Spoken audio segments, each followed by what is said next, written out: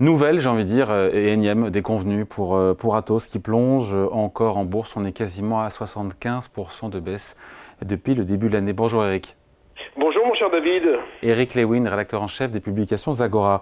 De mémoire d'ailleurs de boursicoteur, j'ai pas le sentiment qu'on ait déjà vu un titre perdre autant en 2 mois et demi, au-delà des moins 20 d'hier, de perdre quasiment 80% en 2 mois et demi.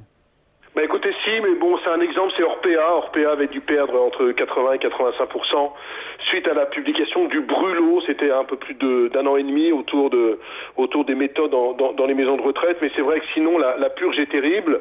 Moins 97% en 3 ans. Alors j'ai quand même regardé pour vous. Il y a quelques valeurs aussi qui sont très mal comportées en 3 ans.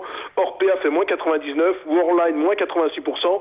Et même Téléperformance a été divisé par 4 en l'espace de 2 ans à cause de l'intelligence artificielle. Mais c'est vrai que la grande problématique sur Atos, si vous me laissez une seconde là-dessus, c'est qu'on a une énorme pression des hedge funds vendeurs. On a entre 17% et 20% d'actions qui sont vendues. Donc à la moindre mauvaise nouvelle, ça vend. Et donc c'est très difficile dans ces conditions de se redresser. Ça, c'était un peu sur l'aspect boursier. Ouais, Atos, voilà, mauvaise nouvelle, c'était hier avec un titre qui s'enfonce. Après l'arrêt des discussions avec Airbus. On pensait que c'était très bien emmanché cette affaire-là. Pourquoi est-ce que l'avionneur décide comme ça de jeter l'éponge? On rappelle pour la reprise des activités Big Data, cybersécurité du groupe informatique. Encore une fois, ça a capoté alors que ça semblait bien parti. Oui, alors c'était le Big Data et les sécurités, c'est une division importante d'Atos.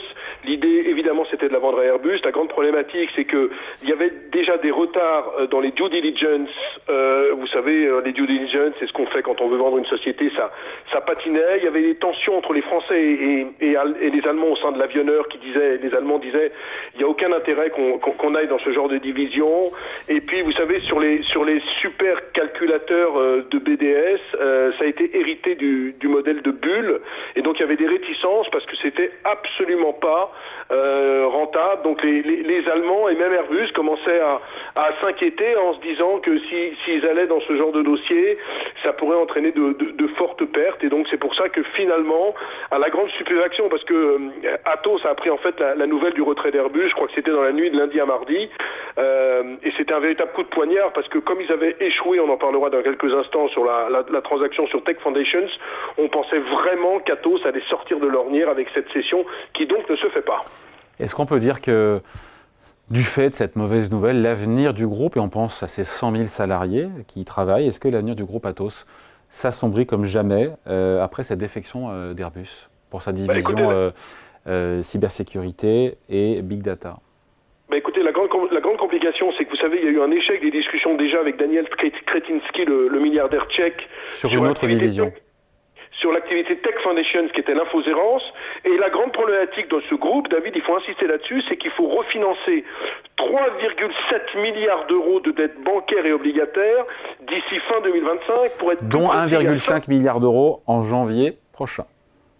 Dont 1,5, vous avez suivi le dossier, mais aussi, et ça là-dessus, 500 millions d'obligations convertibles en novembre. Et donc la problématique du groupe, c'est comment refinancer tout ça si vous n'arrivez pas à vendre ces 2 divisions. Et donc, en fait, sur BDS, le groupe attendait 1,5 milliard. Si on avait eu une vente d'1,5 milliard, on aurait pu refinancer cette dette. Comme on n'a pas ça, on est coincé et on est dans une situation financière plus que compliquée.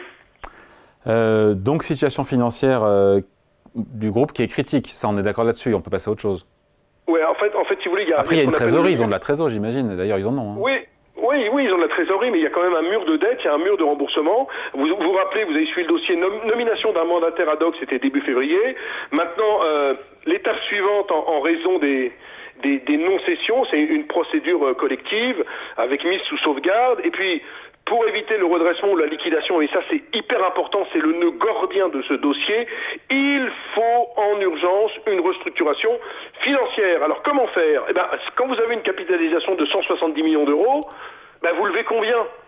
Ça suffira pas. Ou alors vous décidez de lever 1 milliard et alors les actionnaires sont ruinés de chez ruiné. Mais sinon, qu'est-ce que vous faites? Il n'y a pas beaucoup de solutions. Alors, il y aura une petite solution du côté de la dette, c'est-à-dire restructurer la dette. C'est-à-dire que vous dites aux porteurs de dette, écoutez les amis, vous avez mis 100, mais vous n'avez plus que 10, on vous rembourse sur la base de 10. Déjà, on a vu que la dette obligataire, je l'ai regardé tout à l'heure, elle vaut entre 18% et 24%. C'est-à-dire que si vous, David Jaco, vous avez acheté 100 de dette Atos, elle ne vaut plus que 18.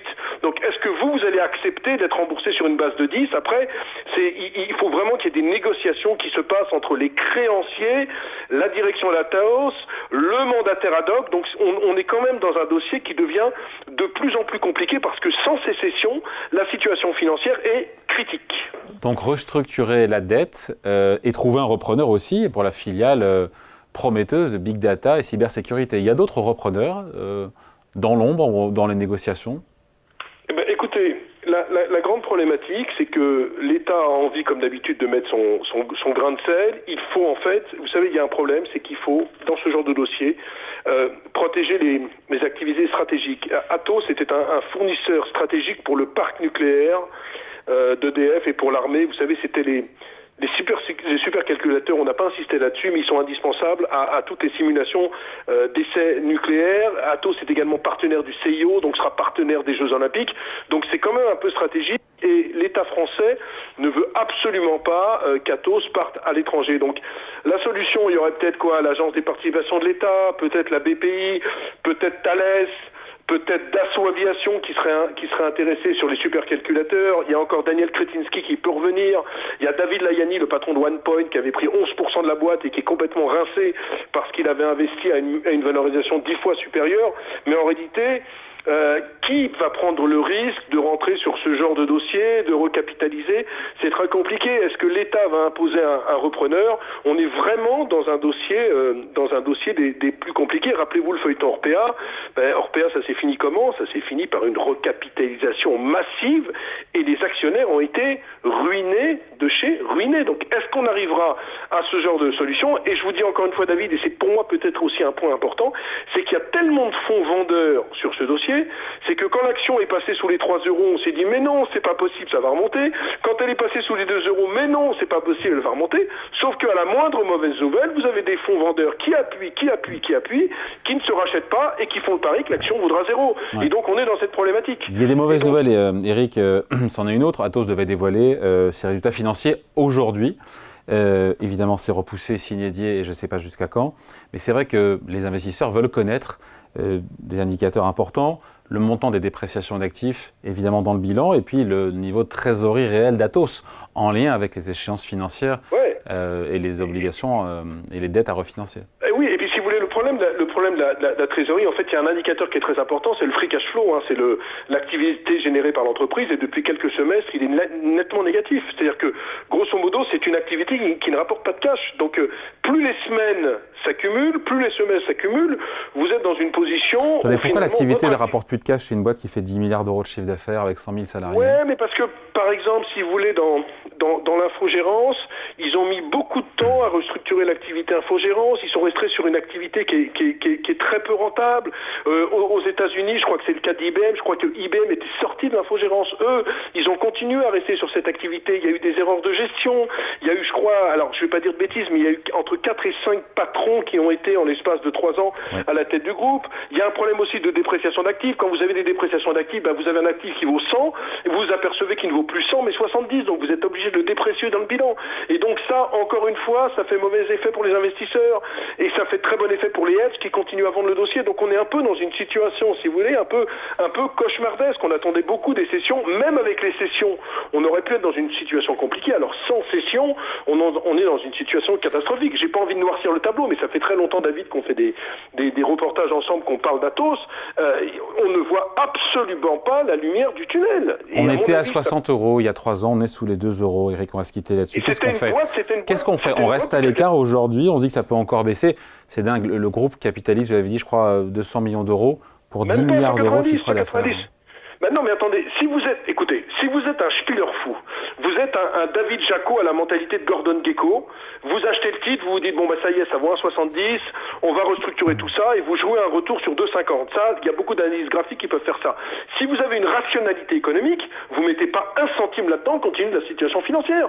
C'est un dossier qui reste ultra risqué. On l'a dit à 3, on l'a dit à 5, on l'a dit à 2, et là, à 1,70 € sans cession, moi j'ai peur qu'on se dirige vers une recapitalisation. L'État va sauver tout ça. On va apprendre que l'État, la BPI, l'Agence des participations, va un jour prendre 30% de la boîte, mais sur quelle valorisation?